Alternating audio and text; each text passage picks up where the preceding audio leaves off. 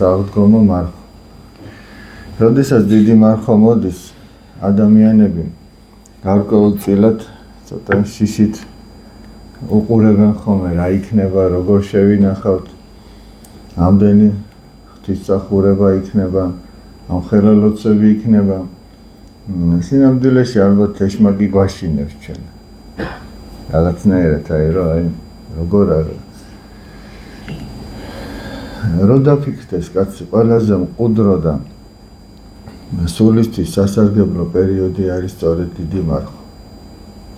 რა თქმა უნდა, თავისებური სირთულეები, როგორც იტყვიან, მარხვის განსაცდელები არის, მარხვას ხან წინ უძღვის, ხან შუაშია, ხან მარხვა რომ სრულდება. მაგრამ მაგასაც სულიერად თუ შეხედავს კაცი, აღმოაჩენს, რომ ეგ არის ნიშანი იმისა, თუ რამხელა სიკეთეა მარხვა ადამიანისთვის. იმიტომ რომ არც ერთი სიკეთე არ სრულდება რაიმე განსაცდელის გარეშე, რაიმე წინაღობის გარეშე, ან წინ უძღვის განსაცდელები კეთილსაქმეს, რომ დააბრკოლოს ადამიანი და ან შემდეგ მოყვება. აი რაღაცა დიდ სიკეთეს რო აკეთებს ადამიანი, იქაც ეგრეა. აი რაღაცა ნებისმიერი რამე, რასაც არ უნდა აკეთებდეს. თუ ის მართლაც სიკეთეა და თუ ის მართლაც სათნოება, შეუძლებელია რომ ის იოლად სრულდებოდეს. ერთ-ერთი წმინდა მამა ამასაც კი ამბობს, რომ თუ ესე იგი თუ ამა თუ იმ სათნოებამ განსაცდელი არ გამოგატარა, ჭირი არ გამოგატარაო, ის სათნოებად არც კი ითვლება. ახლა როგორ შეიძლება თქვა, რომ ვიღაცა გიყვარს და სიყვარულის საქმე აღასრულა, თუ სადღაც თავგანწირვა არ იყო. ის თავგანწირვა ყოველთვის საკუთარ თავის უარყოფაზე გადის. როგორ შეიძლება თქვა, რომ ვიღაცა მოთმინების სათნოება აღასრულა, თუ სადღაც მოსათმენი და ჭირი არ იყო. ვიღაცა სიმდაბლე გამოიჩინა, თუ სადღაც შეურაცხყოფელი ფაქტორი არ არსებობდა. ისე რომ ყველა სათნოებას აქვს რაღაცა ისეთი, რაც გამოგატარებს აი ამ განსაცდელს. და ეს განსაცდელია სწორედ იმის ნიშანი და ამის გადალახვა, რომ ის იყოს სწორედ სათნოება. თორემ თუ არავინ არ შეურაცხყოფს, მაშინ იქნები სიტყვით თავმდაბალი, ხმასაც არ მოიღებ, აბარაზე უნდა მოხდე დასაცვლიდან, არა? თუ არავინ არ შეურაცხყოფს. თუ არაფერი მოსათმენი და ჭირი არ გაქვს, თუ არაფერი მას შეგაწუხა ესე, მოითმე რა უნდა იმის მოთმენას, ან რა არის მოსათმენი. ან რატო არ იტყვი, რომ გიყვარს, თუ თავგანწირვა არ არის, ესე იგი აღსასრულებელი. ესე რომ აი ყველაფერში ესე. და ეს მარხვაც რო იწყება, შეიძლება რაღაცა გარკვეული განსაცდელი შეხვდეს ადამიანს, სხვადასხვა სახით. მაგრამ საბოლოო ჯამში შეიძლება დიდი სულიერი სარგებელი მოუტანოს ადამიანს, რომ იღვაწოს იმ დოზით და იმ ფორმით, რაც მას ევალება. ამასაც აი ხაზი უნდა გაესვას, რომ თავისი დოზით აიღოს ეს მარხვაც. ეს ახარებაში ასეთი რამე წერია, რომ ესე იგი კაცმაო დაიწყო გოდოლის შენებაო და ნახევრამდე მიიყვანაო და შემდეგო მიდიოდნენ და ამბობდნენ ხალხიო, რომ აი ამ კაცმაო დაიწყო შენებაო და ვერ მიიყვანა ბოლომდეო და უფალი ამბობს, რომ ესე რო არ მოგივიდეთო თქვენც. უნდა დაფიქრდეს კაცი, რამდენის აღება შეგიძლია შენს თავზე. ზოგჯერ არის რომ ძალიან კაცრად უნდა ადამიანს რომ იმარხულოს. თავის თავზე აღმატებული ღვაწლი იტვირთოს. ესეც არ არის სწორი. ესეც სადღაც სიამაყის გამოხატულებაა ხოლმე. სადღაც შეიძლება აი ახალმოსულის ენთუზიაზმია, რომ აი მე ბევრი მინდა რომ გავაკეთო. მაგრამ ჯობია კაცმა თავი დახაროს, დაიმდაბლოს და როგორც სხვა მარხულობს, ისე იმარხულოს თვითონაც. როგორც სხვა ლოცულობს, იმდენი ილოცოს. აი ძალიან კარგი იქნება, რომ ამ მარხვაში ადამიანმა აიღოს რაღაცა ერთი წიგნი და მე აი ძალიან დიდად გირჩევთ, რომ აიღოთ წმინდა პაისი ათონელის წიგნები. წმინდა პაისი ათონელის 6 ტომი არსებობს. არის კიდევ მისი ცხოვრების მისი ცხოვრება არის გამოცემული და არის მისი საუბრები მონაზვნებთან. 6 ტომია სხვადასხვა საკითხთან დაკავშირებით და დღეს ცოტა რო იკითხოს ადამიანმა, ოღონდ იკითხოს ისე კი არა გადაიკითხოს. მე მაგალითად აი წიგნს რო ვკითხულობ ხოლმე, სულ ყოველთვის ან კალამი მიჭირავს, ან ფანქარი მიჭირავს, ზოგ რაღაცას იქვე გავხაზავ, ზოგ რაღაცას ამოვიწერ და ეს უფრო მეტად გამახსოვდება ადამიანს. მე ახლა დავუშვათ აი მორჩი რაღაცა წიგნი და იქ არ არსებობს რომ ყველაფერი ერთნაირად მოგეწონოს და ყველაფერმა ერთნაირად იმოქმედოს ჩვენს გულზე. რაღაცა უფრო მეტად შეგეხება. რაღაცა უფრო მეტად აი მოგინდება რომ ეს არ დაგავიწყდეს არასოდეს. იმიტომ რომ ეს ყველაზე მეტად თვლი რომ საჭიროა შენი ცხოვრებისთვის და იმ რაღაცას გახაზავ, იქ რაღაცას მიაწერო, შენ არ დაგავიწყდეს და მე დავუშვათ მორჩა ეს წიგნი. და ხელახლა კი არ წაიკითხავ სხვა დროს იმ წიგნს. აიღებ და იმ შენს მონიშნულებს გადახედავ და ის ბევრ რაღაცას სიკეთეს გაგახსენებს. ესე ჯობია რომ ადამიანმა ცოტა ესე იკითხოს. ახლა არც ერთმა ჩვენთანგანმა არ თქვას რომ ამისი დრო არ აქვს. ამითი თავი არ მოიტყუოს არც ერთმა, იმიტომ რომ დრო ყველას საკმარისი აქვს.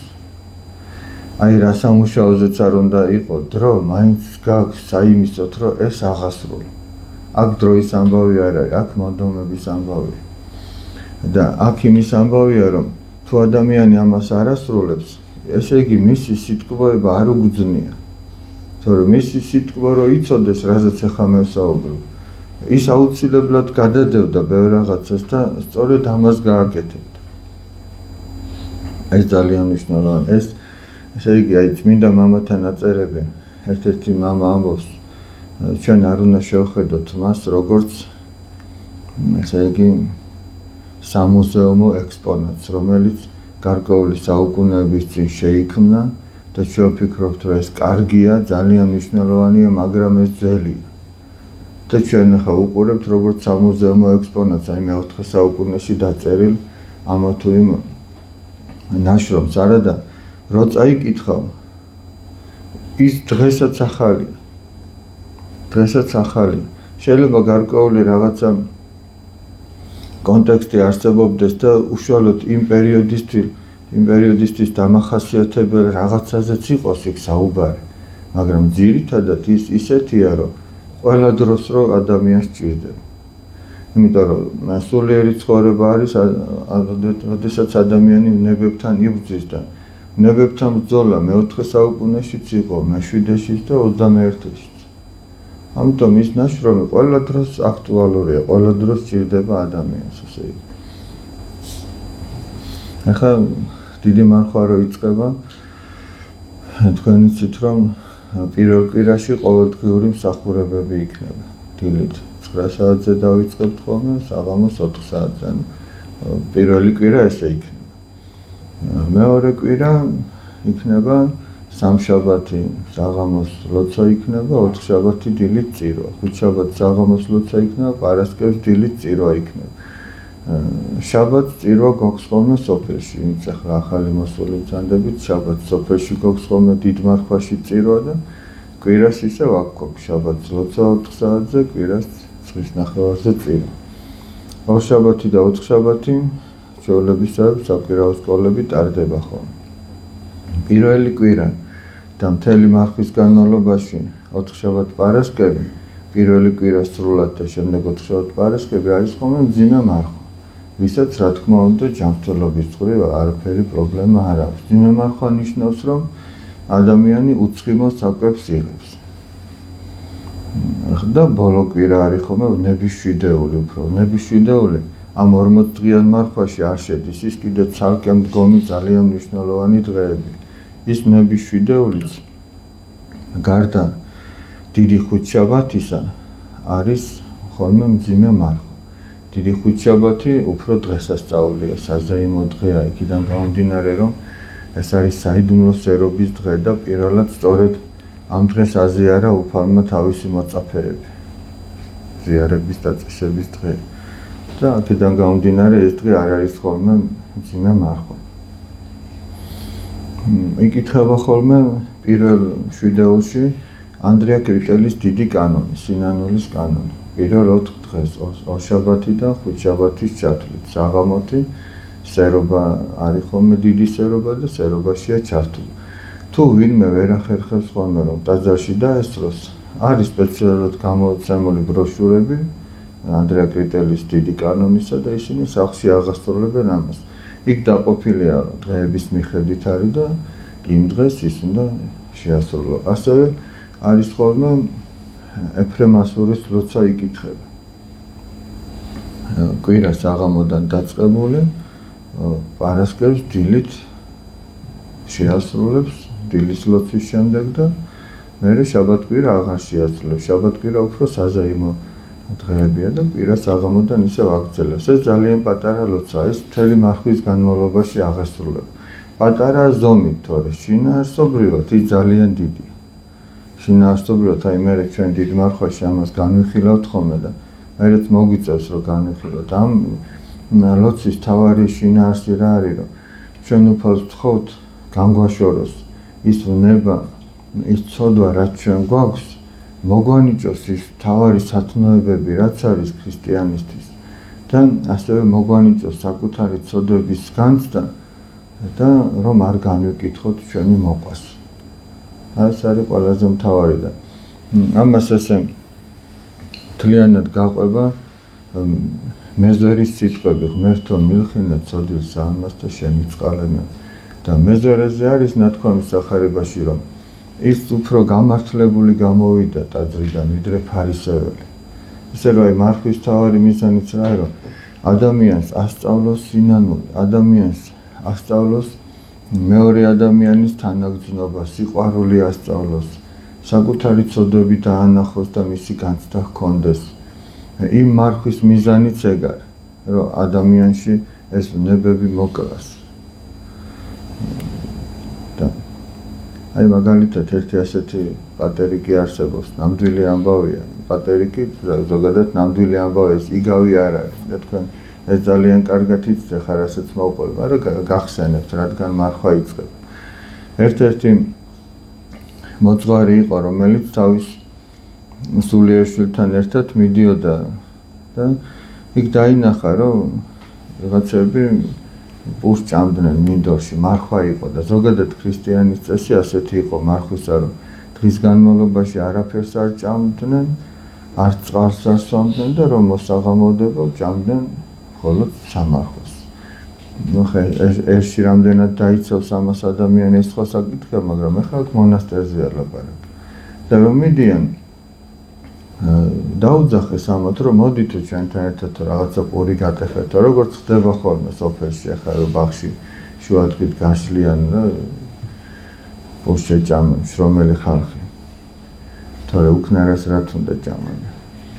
დაუძახეს ამათაც და მიიპატიჟეს და ამათაც სიყვარულის გამო მივიდნენ, შეჭამეს იქ თალიეს რაც საჭირო. წამოვიდნენ და რომ მოდიან ამ ეს მოწაფე წავიდა წყლის დასალევად და მოძღვარმა უთხრა რომ ხო მაგრამ ეხლა ხო მარხვაო ჯერ საღამო ხო არ დამდგარავ და მოძღვარ შეეკითხა რომ კიო მაგრამო ჩვენი ხო ყველაფერი ვჭამეთო დავლიეთო და თუ არ შეიძლებოდაო მაშინო რა და მოძღვარმა უთხრა რომ ჩვენ იქ მათი სიყვარულის გამო გავაკეთეთ ეს და ეხლა კი ღვთის წინაშე უნდა ვიმარხულოთ. ანუ იქ რომ მივიდნენ და ჭამეს იმის გამო კი არ ჭამეს რომ მათ ეს უნდოდათ. იმის გამო ჭამეს რომ მათ სიყვარულს ხელი არ აუკრეს და მათი სიყვარულიდან გამომდინარე მადლიერებით მიიღეს. მათთან არ დაიწყეს პრანჭიაობა რომ ჩვენ მარხვაზე ვართ. და დააფასეს მათი გამოძვილი ხელი, მათი სიყვარული დააფასეს. მაგრამ როდესაც უკვე ისინი განმარტოვდნენ, ისინი ღვთის წინაშე მარხულობდნენ. ისე რომ ზოგჯერ ესე ხდება ხოლმე რომ ჩვენ სხვებს ვეთქვით რომ აი მარხვაზე ვართ, თვითონ დიდი თავშეკავებით ვართ, მაგრამ მარტო რომ აღმოჩნდებით, მაშინ შეიძლება სულად დავკარგოთ ქრისტიანის სახე, ესე იგი, არა და პირიქით უნდა იყოს. როდესაც მარტო ხარ, მაშინ უნდა იყო თავშეკავებული, იმიტომ რომ ეს შენ და უფალი ხარ და იქ უნდა იმარხულო.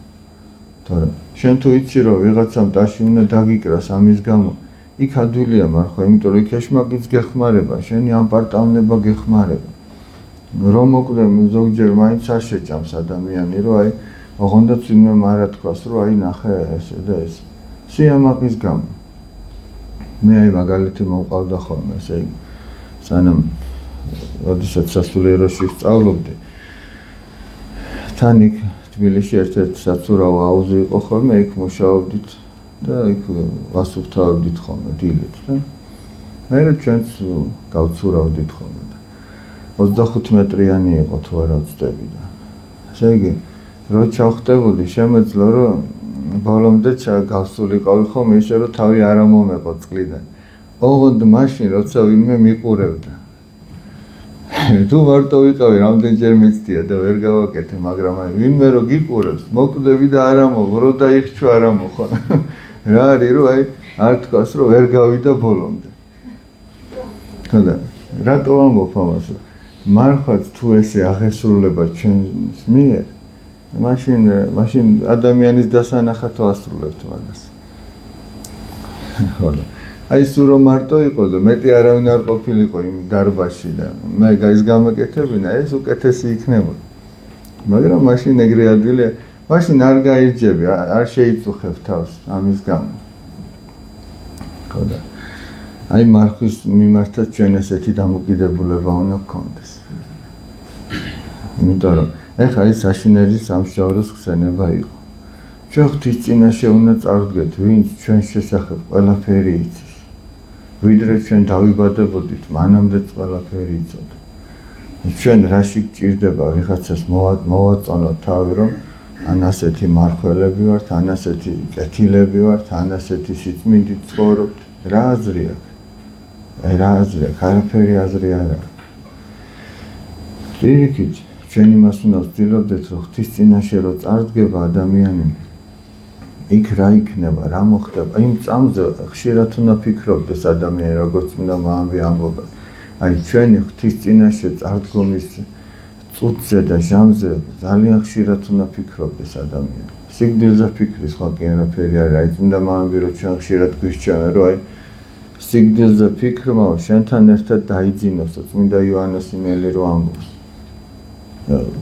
და პურსად არის ესე იგი აი ნებისმიერ საკვებს ადამიანი პურსატანს არა და აი ყველა ფიქრზე და ზრახვაზე აღმატებული არის რომ სიგრძეზე იფიქრო ბევრ რამეზე შეიძლება იფიქრო კაცო მაგრამ ეს არ უნდა დაგავიწყდეს და თითოეული საქმის დროს რასაც არ უნდა აკეთებდე თუ გახსოვს რომ ამის გამო ღვთის წინაშე პასუხის მიცემა მოგიწევს ეს დიდად თავშეკავებულს გახდის ადამიანს მე როგორ ამბობს ისუს ირაკი თუ არა ვწდები ძაღლ თქმაში რომ ყოველ შენ საქმეში შენი აღსასრული გაიხსენე და აღარასოდეს ჩაიდენ ცოდვას ანუ გაიხსენე რომ რაღაცის მოსაპარად მიდიხარ ვიღაცის მოსატყუებლად მიდიხარ სამაგიეროს გადასახდელად მიდიხარ თუ რაღაც უზნეობის ჩასადენად გაიხსენე რომ ყველა ვინც კი დაბადებულა შენს გარშემო დგას და შენ უფლის წინაშე დგეხარ და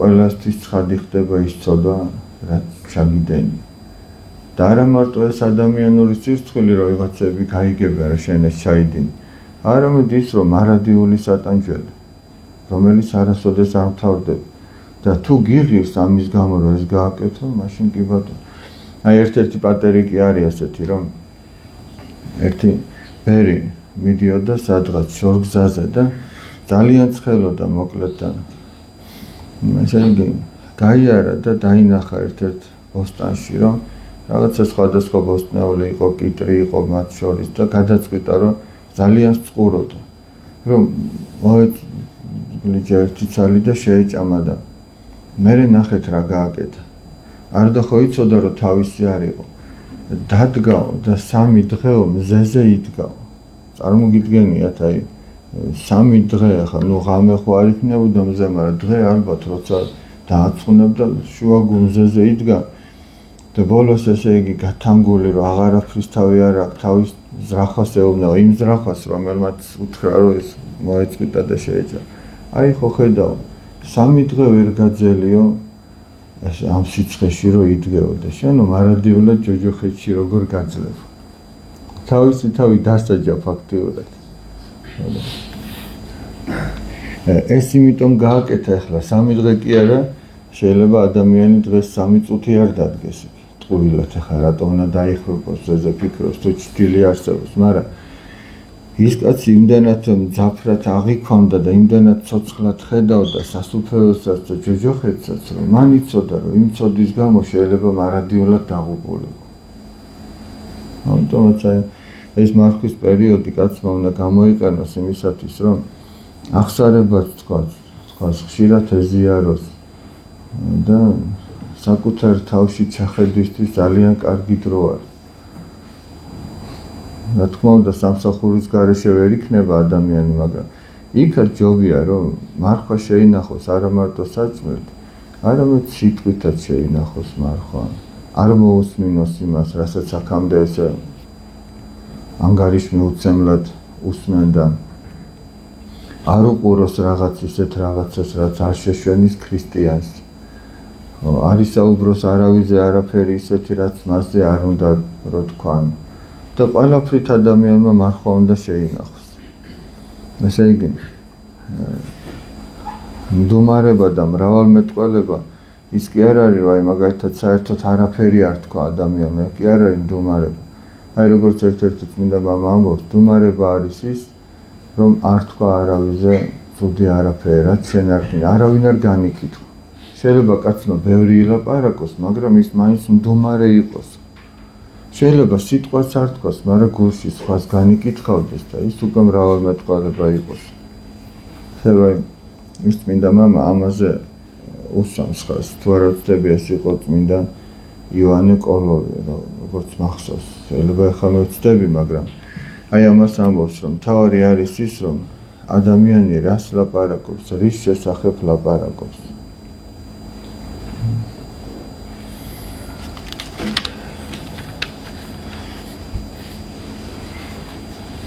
ასევე დიდ მარხვაში იკითხება ხოლმე მთლიანად 4 თავი, 4-ვე სახარება. ეს როგორ არის ხოლმე, იცით, ნებისშვიდეულში იკითხება ხოლმე წესით, საერთოდ საეკლესიო წესით ასეა, 2 შაბათს, 3 შაბათს და 4 შაბათს იკითხება ხოლმე. გადანაწილებულია და მაგრამ ჩვენ შემთხვევაში ხდება ხოლმე ასე. მთელი მარხვის მანძილზეა ხოლმე გადანაწილებული 4 შაბათსა და პარასკევს რო წირვები ტარდება, პირველშეწირულის ლიტურგია ტარდება. იქ არის გადანაწილებული. ჩვენ მაგალითად აი როდესაც ესე იგი მრევლი ვიყავით, ასე ვაკეთებდით ხოლმე, ყოველთვის თუ ტაძარში ვერ ვახერხებდით მისვლას წირვაზე, თან სტუდენტობის პერიოდში ლექციები გქონდა რაღაც. სახლში ვკითხულობდით ხოლმე სახარების თავების იმ რაოდენობას, რაც იმ დღეს ტაძარში უნდა წაკითხულიყო. ამას დრო ჭირდება, რა თქმა უნდა. მაგრამ კიდევ ერთხელ ვამბობ, იმ დროს ადამიანი გამონახავს, თუ ამას მიიღებს როგორც როცა კურთხევა ღვთისაგან, ეკლესიისაგან, რომ ეს მის სულს ჭირდება და ეს უნდა აღასრულოს. გამონახავს ამის დროს და ამ დროს რო გამონახავს, ვინ იცის, ბევრი ფუჭი და ამო საზრუნავი კიდევაც დატოვოს და ბევრი მაცდური რაღაც დატოვოს, რაც ადამიანს ცოდვაში აგდებს. შეიძლება ბევრი ისეთ რაღაცას მოერიდოს კიდეც.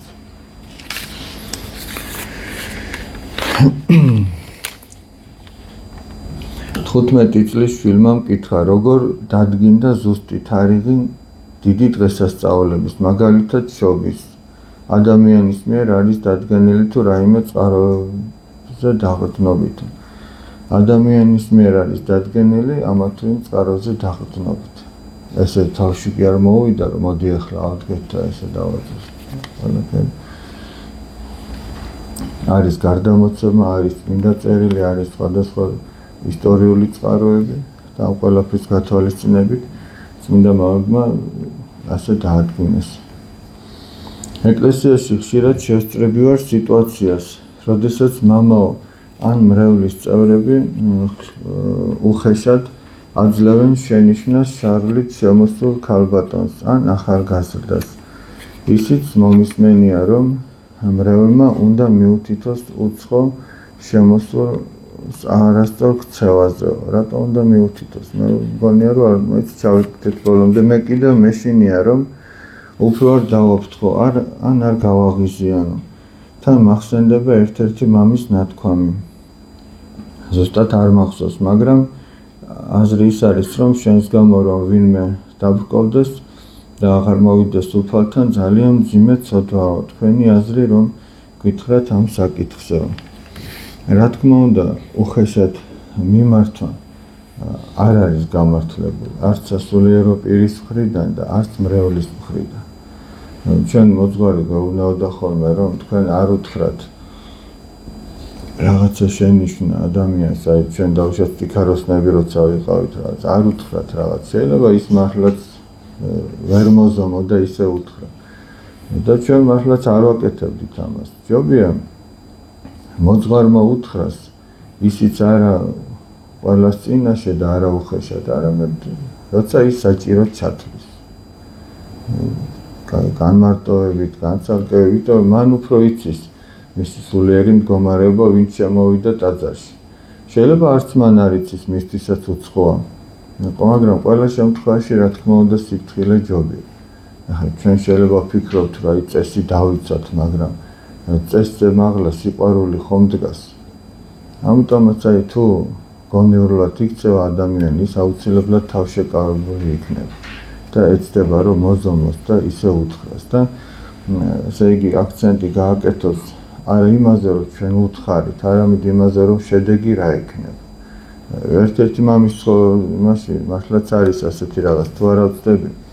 წმინდა ანტონ, წმინდანად არ არის ჯერ ეს კაცი შერაცული, თუმცა დიდი საეკლესიო მოღვაწე არის ანტონ სუროჟელი.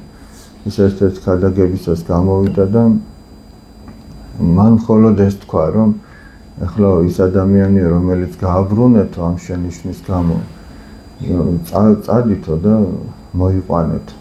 თუ არაო და მაშინ აზრი არ ექნებაო თქვენ საკყოფნას, თუ რაღაცა დაახლოებით ამდაგვარი უთხრა. როგორც ჩანს, წირვის დროს რაღაცას ესე უხეშად მიმართეს. თუმცა მეორე მხრივ ესე იგი ჩვენ უნდა ვეცადოთ, რომ მოუწესრიგებელი არ მივიდეთ ტაძარში. მოუწესრიგებელი არ მივიდეთ, მაგრამ თუ ვინმე ესე მოუწესრიგებელი მოვიდა ტაძარში, ჩვენ მარტო ის კი არ უნდა დავინახოთ, რომ ეს მოუწესრიგებელი მოვიდა. არამედ ჩვენ უნდა ვიფიქროთ იმაზე, რატოა ეს ესე. რა უჭირს ნეტა ისეთ. ახლა ამასთანაც შევხვდი ესეთ, აი მაგალითისთვის მინდა ვთქვა შედარებისთვის. ამას წინათ შევხვდი ესეთ სოციალურ ქსელში იყო რაღაცა ვიდეო. მე ვფიქრობდი ბავშვებისთვის მეჩვენებინა, რომ მათაც ესეთი რამე არ მოსვლოდათ. თუმცა მე თავი შევიკავე, რომ ვინც იმ ვიდეოში ჩანს, იქნებ მისთვის შეურაცხყოფელი იქნებოდა ეს ნამდვილად და ისევაც ბევრმა ნახა ალბათ, მაგრამ კიდევ ბევრს რატო უნდა ენახა და ვიღაცა რაღაცის გამო, არ ვიცი, მანქანიდან გადმოვიდა, მანქანას წიხს ურტყავს, კარებს მიაჯახუნებს, რაღაცას ჩაამტროს უკანა ფარს ჩაამტროს და ჩვენი საიდან ვიცით, უკან ვინც მიყვებოდა მანქანიდან, ის იღებდა და თან იცინოდა, თან რაღაცებს ამბობდა, ხო და თუ მართლა რაღაცა გინდა გადადი და შეეკითხე რა უჭირს, რატო აკეთებს მაგას? იქნებ იმის მერე რომ ესენი გააკეთო, წავიდეს და ან თავი მოიკლას კიდე რაღაცა უჭირს, ხო აშკარა იყო რა, დამშვიდებული კაცი ეგრე არ გააკეთებდა. მაგრამ მაგას ვამბობ, რომ აი იმ საქციელი სიქით რა არის, რა მიიყვანა იმ საქციელამდე, შენ ის თუ არ ეძებე, მარტო ის რომ ვიღაცა შავლით შემოვიდათ, შეიძლება. ახლა ზოგჯერ ხდება ხოლმე ისე რომ მოდის ესე აი მოუწესრიგებლად მოდის, ან ზეთი უნდა იცხოვს საღამოსლოც ან რაღაცა. მე თუ ვატყობ, რომ ის მრევლი არ არის და პირველად არის, მე არ ვაჩერებ ხოლმე, არაფერს არ ვეუბნები, ზეთსაც ცხებ და თუ მოხდა ისე, რომ სხვა დროსაც მოვიდა და მე მექნება საშუალება, რომ დაველაპარაკო, ეს ძალიან კარგი იქნება და მე გავიგებ რა უჭირს. მაგრამ თუ მრევლის წევრია და ის ასე აკეთებს, იმას ვერ თქვი. ის შეიძლება ზეთისწყებაზე არც დაუშვა, იმიტომ რომ ვინც იცის რა გააკეთოს და მაინც არ აკეთებს ისე. ეს სხვა არის, მაგრამ ვიღაც რო პირველად მოვიდა, იქ ძალიან დიდი სიფრთხილეა საჭირო. რა იცი რა მოიყვან, იქ იქნება ის უფრო დიდი მიღწევა, რომ ის საერთოდ მოვიდა ტაძარში. ვიდრე ის სხვა რო წლები არის და მოწესრიგებული. ხო, აი ღმერთმა რამდენი იშრომა, მოდი ესე ვთქვათ, იმის გამო, რომ ის ადამიანი ტაძრამდე მოსულიყო. ვინც ის რამდენი განსაცდელი შეემთხვა ამის გამო, თუ რამდენი რამე გადაიტანა, რომ ის ამ აზროვნებაზე მოსულიყო, რომ ტაძრამდე მისულიყო. ისე რომ აი ჩვენ ახლა იმას განსაკითხად კი არ ვამბობ, ჩვენთვის ვამბობ. თუ ვინმე ესეთი დაინახე ადამიანმა ტაძარში, ძალიან დიდი სიფრთხილეა საჭირო.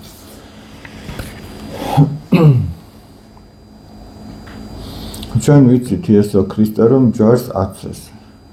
მაგრამ რატომ წერია პეტრეს მეორე თავის 24 მოხში რომ ჩვენი ცოდვები თვითონვე აზიდა ძელზე. ეს ორივე სწორია. მან ჩვენი ცოდვები თვითონვე აზიდა ძელზე. მან ის ჩვენთვის ჯვარს ეცა. ჩვენთვის ჯვარს ეცა. მან ინება რომ ჩვენთვის ჯვარცმული. ეს რა თქმა უნდა იმ მუდმივმა და ფარისელებმა კი არ იცოდნენ რომ ეს მან ასე ინება. მათ თავისი შურის გამო გააკეთეს, მაგრამ ღმერთმა ასე დაუშვა, ასე ინება რომ ჩვენთვის ჯვარზე გაკრულიყო და ჩვენი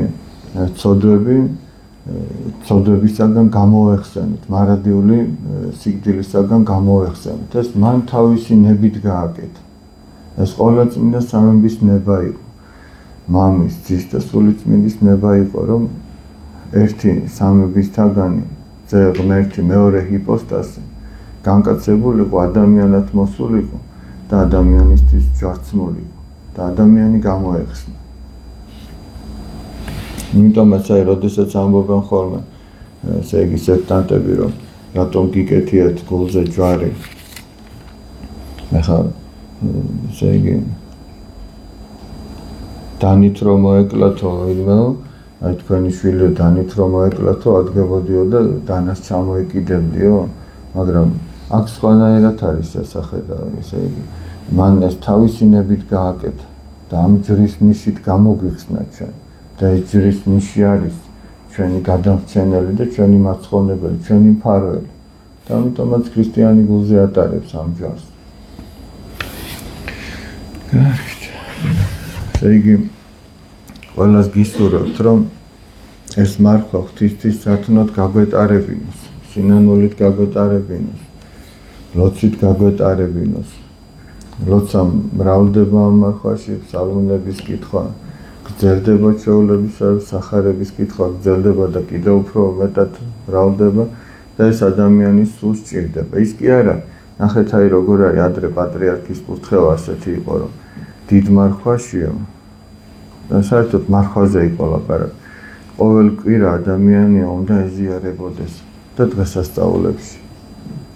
ეხლა ნახეთ კვირიდან კვირამდე რომ უნუგეშოთ არ დარჩეს ადამიანი, ეკლესიამ დაადგინა რომ ოთხშაბათსა და პარასკევსაც არის წირო და ზიარების შესაძლებლობა აქვს ადამიანს. ის კი არა რომ კვირიდან კვირამდე. შეიძლება შუა კვირაში შეზიაროს. იმიტომ დიდი მარხვის პერიოდი ესეთი პერიოდია, სულიერი ღვაწლის და სულიერი ნუგეშის პერიოდი. ისე რომ ღმერთმა მოგცეს ჩვენ ძალა, რომ მისთვის სათნოდ გაგვეტარებინოს ეს მარხვა და ყოველი დღე ამ მარხვის, რომ აღდგომას დიდი სიხარულით შევეგებოთ, ესე იგი. თუმცა ეს აღდგომაც, როგორც წმინდა თეოდორე სტუდიელი ამბობს, მომავალია და გაივლის და წავა. მაგრამ არის მარადიული აღდგომა, რომელსაც ადამიანი ელოდება. რომელსაც ადამიანი ელოდება და ის დღესასწაული არასოდეს არ დამთავრდება. ეს დროებითია, რაც აქ ხდება, მაგრამ არის ის, რაც არასოდეს არ დამთავრდება. ღმერთი შეგვეციოს.